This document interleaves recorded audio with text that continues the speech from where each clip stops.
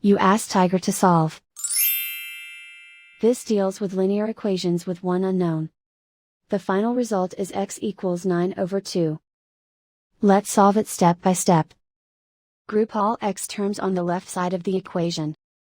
Add x to both sides. Group like terms. Simplify the arithmetic. Group like terms. Simplify the arithmetic. Group all constants on the right side of the equation. Add 6 to both sides. Simplify the arithmetic.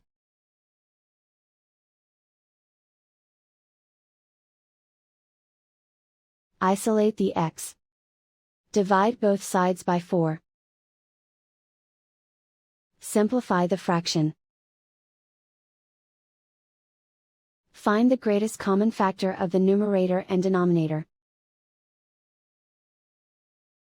Factor out and cancel the greatest common factor. And so the final result is x equals 9/2.